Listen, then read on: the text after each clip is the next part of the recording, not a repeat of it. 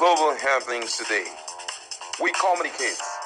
We analyze global news.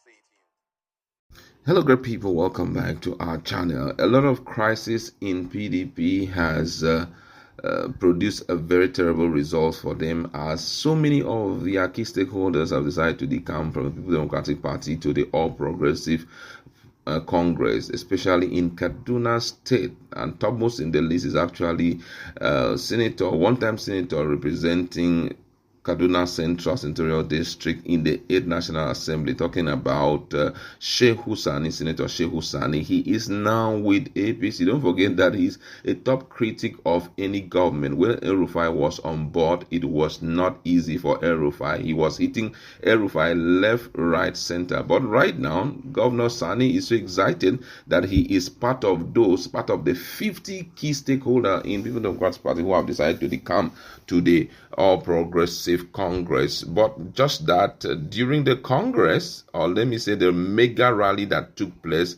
he was not available. And unfortunately, the former governor of Kaduna State, who was the godfather of the incumbent governor, Malam Nasser El-Rufai, was also absent in that particular rally, which took place in Kafangchang in Kaduna South Senatorial District. And interestingly also, though Shehu Sani has finally decamped from the PDP to the APC, he was not also available. I don't know why he was absent, because according to the APC, they were boasting that he was going to be one of the biggest in political history of Kaduna State. And then we have seen a lot of reactions coming in from Senator Lawal Adamu Usman, who is representing Kaduna Central Senatorial District in the 10th Senate, and he was also absent.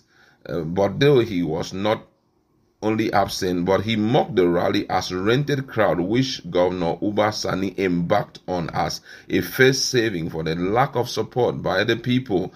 The lawmaker believed that supporters who turned out for the rally on Friday were not organic and challenged the governor to conduct an election within the state to test his popularity. In a post on his Facebook wall on Saturday, Senator Lawal Adamu Usman wrote, "APC is like Papa Lolo in Kaduna State.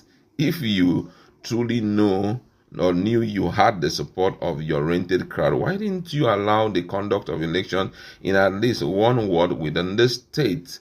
Even the governor could not cast his vote at his polling unit or polling station during the time." Meanwhile, in a statement which was obtained by the Post on Saturday, issued by spokesperson of the governor of Kaduna State, Ibrahim Musa, he said political stalwart from 3 senatorial districts of Kaduna turned out in their numbers to reinforce their confidence in Senator Uba Sani-led administration. The statement pointed out that defectors to the ruling party included serving and former federal senators and legislators, members of the State House of Assembly, former council chairmen, state parties chairmen, and flag bearers of opposition party. And so many reactions have been coming in. I can assure you that Shehu Sani has not been having his rest fairly recently, because Nigerians have been lambasting him left, right, center. And also a key stakeholder in the party, who was a former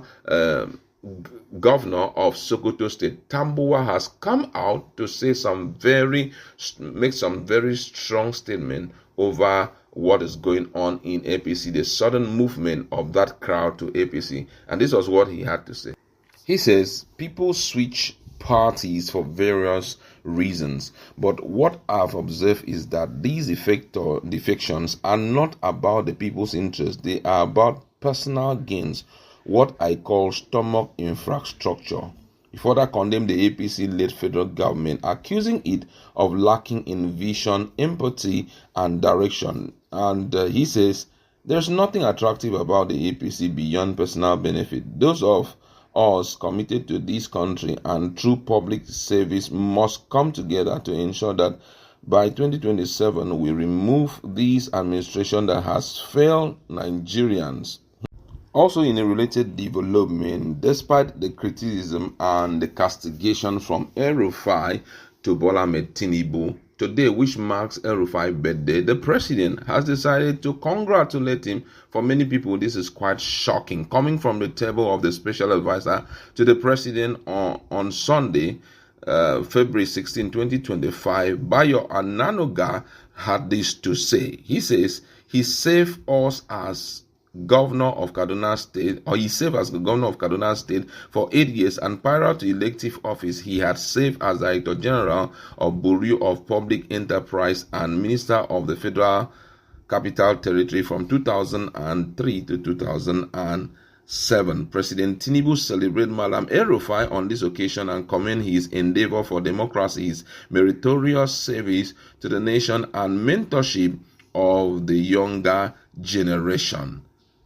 The president also acknowledged his role in the dialogue leading up to the formation of the APC and his contribution to the party's success in the 3 consecutive elections of 2015, 2019, and 2023. The president wished him good health and strength for continuous service to the nation. This comes as a huge shock to most Nigerians. But then, just like the president has stated, the presidency has stated, he had been very instrumental during the formation of APC. Apart from that, in 2015, we saw him featuring strongly. 2019, he also came out strongly to defend the APC, and he topped it up when he stood by, the unwritten constitution of politics in Nigeria, arguing and standing up for the South to produce president, which brought about the emergence of Bola Ahmed Tinubu. My colleague is in the house. What's your standpoint on all of this?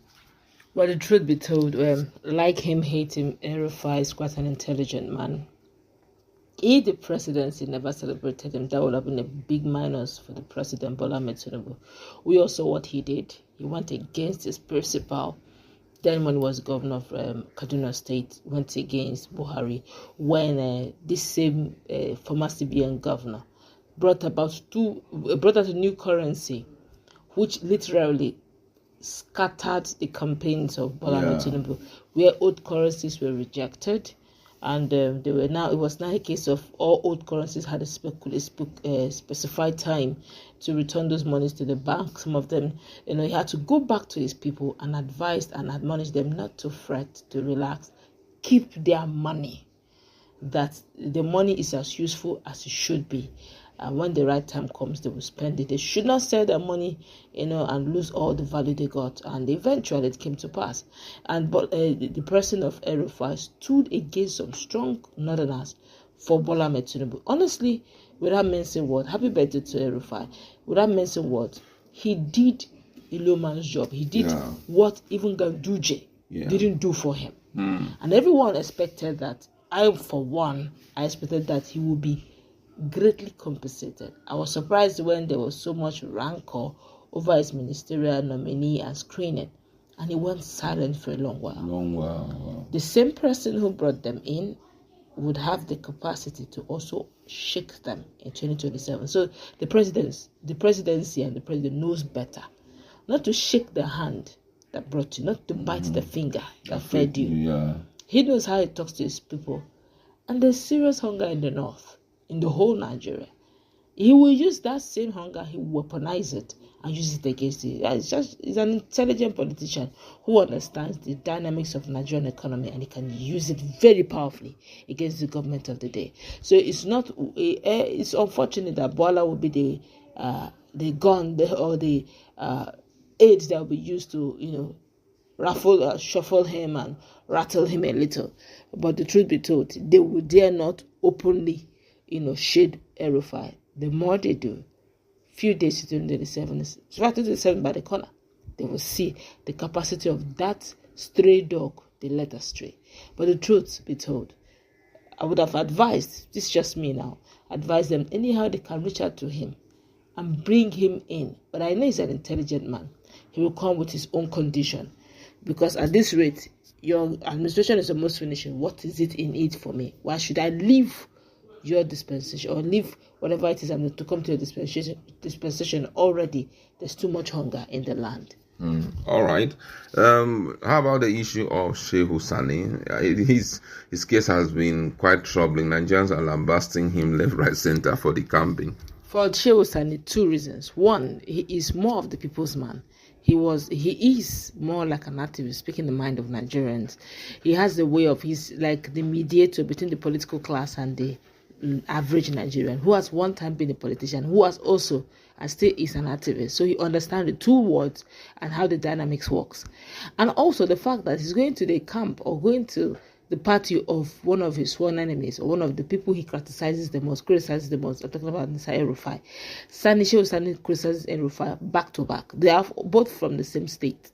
So in fact, both of them understand themselves and they don't back down.